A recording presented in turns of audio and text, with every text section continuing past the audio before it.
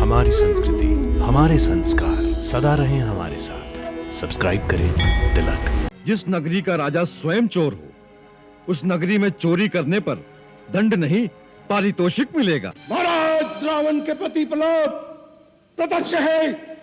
तेरे जीवन की अवधि पूरी हो चुकी। पकड़ लो इसे।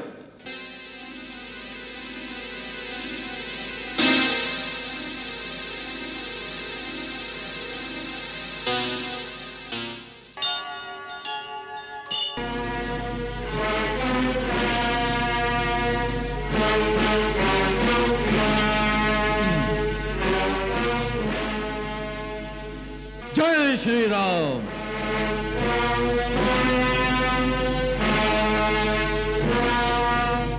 जय लक्ष्मण।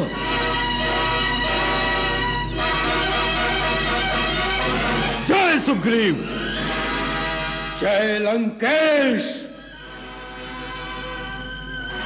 क्या तुम्ही ने अशोक वाटिका में इतना उत्पात मचा रखा है?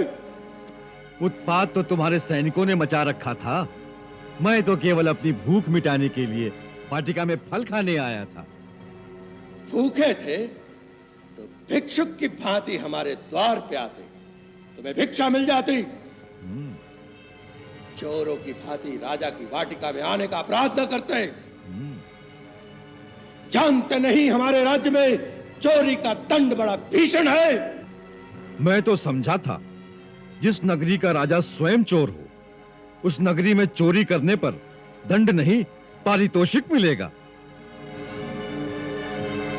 यदि इस राज्य में चोर को दंड दिया जाता है तो पहला दंड तुम्हारे पिता को मिलना चाहिए, जो चोरी से एक अबला स्त्री को उठा लाया है।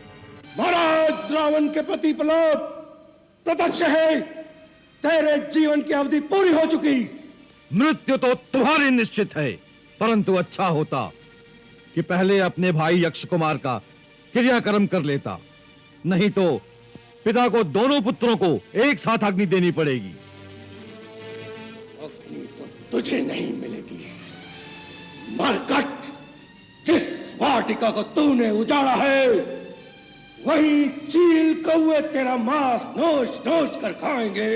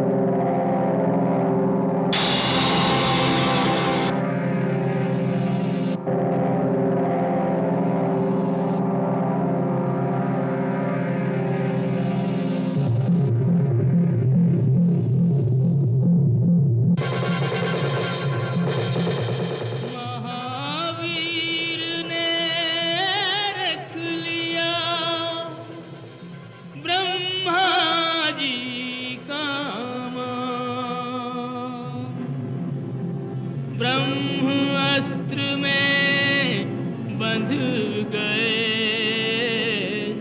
स्वयं वीर हनुमान।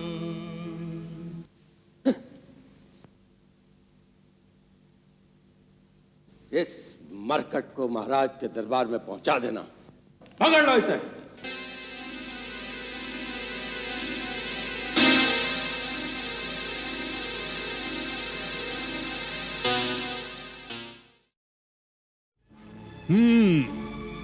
इस वानर से डर रहे थे?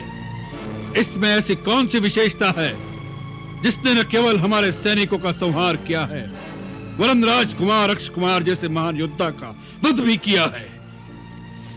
महाराज, ये देखने में जितना सीधा है, वास्तव में उतना सीधा साधा नहीं है। ये परम मायावी है, अनेक प्रकार की छल विद्याएं जानता है, इसलिए ये किसी के वश में नहीं आ सका। इसके साथ युद्ध करते समय एक बार तो मैं भी विचलित हो गया, फिर ब्रह्मास्त्र का प्रयोग करके मैंने इसे अपने वश में किया। इसके लिए तुम्हें ब्रह्मास्त्र चलाना पड़ा? जी पिताश्री। तब तो यह अवश्य हमारे सामने लाए जाने योग्य है। बोल वानर, किसके बलबूते पर तूने हमारे सुंदर उपवन को उजाड़ दिया? हमारे राक्षस जो वहां के रक्षक थे, तूने उन्हें किस अपराध के कारण मारा? प्रभु, अपने शरीर को स्वस्थ रखना और उसकी रक्षा करना प्राणी का पहला धर्म है। इसी धर्म के अनुसार जब शरीर अत्यंत भूखा हो और खाने का पदार्थ सामने हो तो उसे खा लेने में धर्म और न्याय की दृष्टि से कोई दोष नहीं। मैं 100 योजन समुद्र लांघ कर आया था। इस परिश्रम से मैं बहुत थक गया था और भूख भी लगी थी, इसीलिए अशोक वाटिका के फलों पर अपना अधिकार समझकर खा गया। महाराज, रात्रि के समय जब वृक्ष सो रहे हो तो उनके फल और पत्ते आदि तोड़ना वर्जित है, इसीलिए मैं पहले उन्हें हिला हिलाकर जगाता था। उनको हिलाने डुलाने में कुछ वृक्ष की जड़ें बाहर निकल आईं। बस फिर आपके सैनिकों ने मेरे शरीर पर प्रहार किया। अपने शरीर की रक्षा के धर्म के लिए मुझे उनसे लड़ना पड़ा। महाराज, जिन्होंने मुझ पर प्रहार नहीं किया, मैंने उनको कुछ नहीं कहा। बस केवल मैंने उन्हीं को मारा जिन्होंने मुझे मारने की चेष्टा की। इसीलिए आपके पुत्र राजकुमार अक्ष को मुझे परलोक भेजना पड़ा। महाराज, जो युद्ध की इच्छा से आए उसे मारना अधर्म नहीं। हमारे प्रिय पुत्र राजकुमार अक्ष कुमार का वध करते समय तुम्हें हमारी शक्ति का कोई भय नहीं था? शाठ, तूने हमारा नाम और हमारी कीर्ति अभी तक नहीं सुनी। सुनी है महाराज, आपकी कीर्ति और आपके कारनामों की यश गाथा सुनी है। कैसे सहस्त्रबाहु के साथ आपने वीरतापूर्वक युद्ध किया था और फिर कैसे वानराज बाली आपको अपनी कांख में दबाए दबाए 6 महीने तक घूमते रहे। आपकी वीरता के चर्चे तो तीनों लोकों में सुनाई दे रहे हैं। महाराज, जो छल से भिखारी का वेश बनाकर किसी अकेली अबला स्त्री को चोरों की भांति उठा लाए, ऐसा परम वीर आपके अतिरिक्त और कौन हो सकता है? वानर!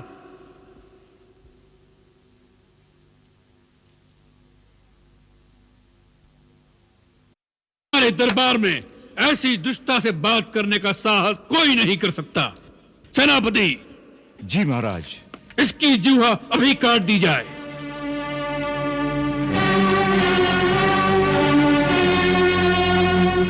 सेनापति। अमात्य प्रहस्त, आप हमारी आज्ञा पूर्ति में रुकावट डाल रहे हैं। महाराज, ऐसा साहस मैं नहीं कर सकता, परंतु आपकी आज्ञा पूर्ति से पहले मैं आपकी सेवा में एक विनम्र निवेदन करने की आज्ञा चाहता हूं। कहो। हे लंकेश्वर, यह कोई साधारण वानर दिखाई नहीं देता और इसका यहां पर आना भी कोई साधारण सी बात नहीं लगती। यह वानर रूप इसका छद्म वेश दिखाई देता है, क्योंकि जितना तेज इसमें है उतना वानरों में नहीं होता। हो सकता है ये इंद्र के कहने पर यहां आया हो, या कुबेर अथवा यम वरुण का दूत हो, या विष्णु ने ही इसे यहां भेजा हो। सबसे पहले यह जान लेना परम आवश्यक है।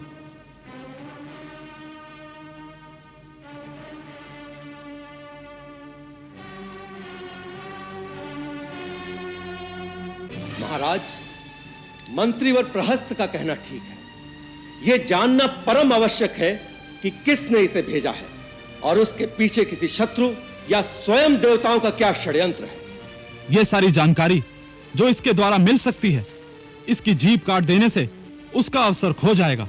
सेनापति, सबसे पहले इसे सारी जानकारी लें, और यदि यह सीधी तरह से ना बताए तो इसे ऐसी यातनाएं दी जाएं जिससे यह सब कुछ बताने पर विवश हो जाए। हम आपके विवेक की प्रशंसा करते हैं। सेनापति, अमात्य प्रहस्त की आज्ञा का पालन हो। इतने बड़े कार्यक्रम की आवश्यकता नहीं है महाराज। इतनी सी बात तो मैं स्वयं बता देता हूं। मैं वायु देवता का औरस पुत्र हनुमान हूं। मुझे न भगवान विष्णु ने भेजा है और न इंद्रादि देवताओं ने। मैं तीनों लोगों के स्वामी, अमित तेजस्वी, रघुकुल शिरोमणि भगवान श्री राम का दूत हूं।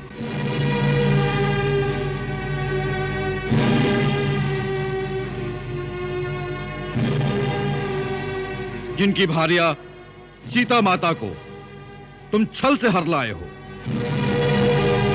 मैं उन्हीं सीता माता का पता लगाने और आपको मिलने 100 योजन समुद्र लांघ कर आया हूं। मैंने सीता माता के दर्शन कर लिए हैं। अब आपसे मिलने के लिए ही मैंने इस प्रकार बांधा जाना स्वयं ही स्वीकार किया है। नहीं तो देवता और असुर तक मुझे किसी भी अस्त्र अथवा पाश में बांध नहीं सकते, क्योंकि मुझे ब्रह्मा जी से ऐसा वरदान मिल चुका है। मैं तो यह देखने की लालसा से चला आया कि महर्षि पुलस्त्य, जिनका यश निर्मल चंद्रमा के समान है, उनके वंश में उनकी कीर्ति को कलंकित करने वाला ऐसा कौन सा मूर्ख है जो श्री राम से बैर करने का साहस रखता है, जिसे रघुनाथ जी की शक्ति का न भान है न भय है। तू एक तुच्छ मानव की शक्ति से रावण को डराने आया है। रावण, जिसे ब्रह्मा और स्वयं भगवान शिव से शक्तियां प्राप्त हुई हैं। यदि मैं भगवान शिव होता तो इस समय आपको यही उपदेश देता कि वत्स, मेरी शक्तियों और मेरी अनुकंपा का दुरुपयोग न करो। तूने धर्मपूर्वक तपस्या के द्वारा जो शक्तियां मुझसे पाई हैं, उनका प्रयोग विनम्रता से धर्म के कार्य में ही करो। यदि उनके कारण अपने अंदर पाप, अहंकार और अधर्म की प्रबलता आने दोगे तो उसका एक ही परिणाम होगा, विनाश, समूल विनाश।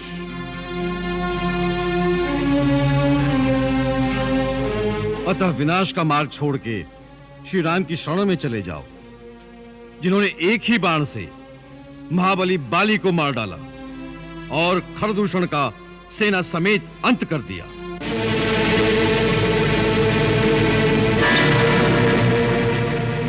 उन्हें पहचानो, वो सारे जगत के स्वामी हैं। तीनों लोकों में उनसे टक्कर लेने वाला कोई नहीं है। समस्त देवता, ब्रह्मा, स्वयं मैं भी उनके सामने सदा नतमस्तक रहते हैं। सुपुत्र, अब भी समय है। जानकी जी को लेकर उन शरणागत वत्सल की शरण में चले जाओ। चपल वानर, ये भगवान शिव के वाक्य हैं या तेरी भ्रमित बुद्धि के प्रलाप? वाह, अब वानर जैसे अधम प्राणी भी रावण को गुरु की भांति शिक्षा देंगे। अच्छी शिक्षा कहीं से भी मिले, ग्रहण कर लेनी चाहिए। राजन, आपका रूप और धैर्य अद्भुत है। आपका साहस अनोखा और कांति निराली है। आप में एक महान राजा के सभी लक्षण विद्यमान हैं। केवल मन की वृत्ति बदलने से ही आप वह स्थान प्राप्त कर सकते हैं जहां देवता आपकी पूजा करें। याद रखिए, धर्म विरुद्ध कार्य से सदा अनर्थ ही उत्पन्न होगा।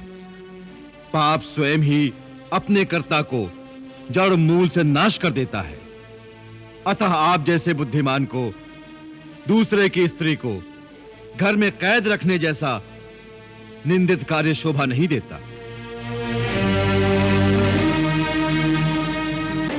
यही एक पाप आपकी समस्त शक्तियों और सोने के महलों समेत इस लंका का नाश कर देगा। इस हंसते गाते देश में एक चित्कार के सिवा कुछ नहीं बचेगा।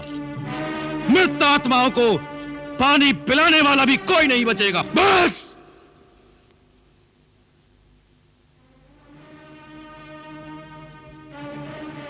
बहुत हो चुकी है नरगल बातें। अपनी मृतात्मा को पानी देने वाले की चिंता करो। हमारे लिए तुम्हें सोचने की कोई आवश्यकता नहीं। ब्रह्मा जी के आशीर्वाद से देव, दानव, यक्ष, गांधर्व, किन्नर, नाग, असुर, यहां तक कि कोई भी योनि का प्राणी हमें नहीं मार सकता। उस वरदान में नर और वानर से आपको निर्भय नहीं किया गया था।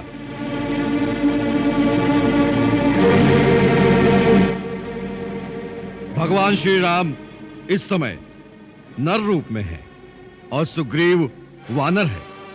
राजन, मैं फिर हाथ जोड़कर कहता हूं, श्री राम के साथ द्रोह करने वाले को स्वयं शंकर, विष्णु, ब्रह्मा भी नहीं बचा सकते। राम से विमुख होकर लाखों करोड़ों की संपत्ति भी ऐसे ही श्रीहीन है जैसे एक नारी का शरीर सोने के आभूषण पहनकर भी वस्त्रों के बिना मर्यादाहीन ही रहता है। महाराज रावण, मैं आपको अंतिम चेतावनी देता हूं कि जिन्हें आप सीता समझ रहे हैं वो विष मिले भोजन के समान आपकी मृत्यु का संदेश है। सीता का रूप धारण करके आपके पास काल की फांसी आ पहुंची है। महाराज रावण, यह अंतिम चेतावनी है, नहीं तो मरने के लिए तैयार रहो।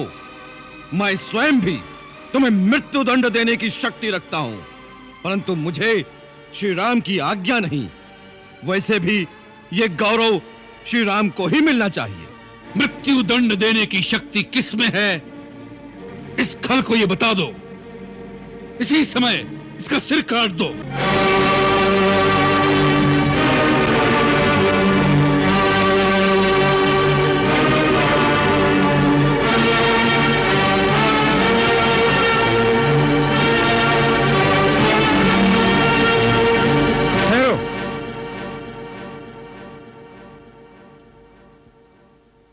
राक्षस राज, क्षमा कीजिए। यदि आप क्रोधित न हो तो सेवक कुछ विनती करे। कहो। महाराज, यह वानर दूत बनकर आया है। इस वानर का वध करना धर्म के विरुद्ध है और लोकाचार की दृष्टि से भी निंदित है। आप तो राजधर्म के विशेषज्ञ हैं। आप जैसे वीर के लिए यह कदापि उचित नहीं। मैं विभीषण काका के प्रस्ताव से सहमत नहीं। मैं तो इसे दूत भी नहीं मानता, क्योंकि इसने दूत जैसा आचरण ही नहीं किया। आते ही शत्रु की भांति हमारे सैनिकों का वध किया। इसने एक गुप्तचर की भांति आचरण किया है। हाथ में आए हुए शत्रु या उसके गुप्तचर को छोड़ देना बुद्धिमानी नहीं है महाराज, बाद में पछताना पड़ता है। मैं इसे मृत्यु दंड देने का अनुमोदन करता हूं। इंद्रजीत का कथन सत्य है। पापियों का वध करने में कोई पाप नहीं। इस वानर ने राजवाटिका को ध्वंस करके राजकुमार अक्ष और महाबली जाम्बूमाली का वध किया है। इसका वध न्यायोचित है। लंकेश्वर, सत्पुरुषों का कथन है कि दूत कहीं भी, किसी भी समय, किसी भी अवस्था में वध करने योग्य नहीं होते। इसमें संदेह नहीं कि इसने सब कार्य शत्रुओं वाले किए हैं, तथापि दूत का वध करना उचित नहीं कहलाता। इस वानर को मारने में मुझे कोई लाभ दिखाई नहीं देता। जिन्होंने इसे यहां भेजा है उन्हीं को प्राण दंड देना चाहिए। नीति और धर्म के मर्मज्ञ हमारे मंत्रीगण का क्या मत है? महाराज, मुझे क्षमा करें, परंतु मैंने किसी दूत के लिए मृत्यु दंड कभी नहीं सुना। यदि दूत मर्यादा का उल्लंघन करता है तो उसके लिए दूसरे प्रकार के बहुत से दंड उचित बतलाए गए हैं, जैसे अंग भंग कर देना, या सर मुंडवा देना, या उसके शरीर में कोई चिन्ह दाग देना। महाराज, दूत सदा अपने स्वामी के अधीन होता है, इसलिए वो अपने स्वामी के हित की ही बात करता है। इसलिए वो शत्रु की भांति व्यवहार करे तो भी वध के योग्य नहीं होता। मेरे मत में इसे कोई और दंड दिया जाना चाहिए।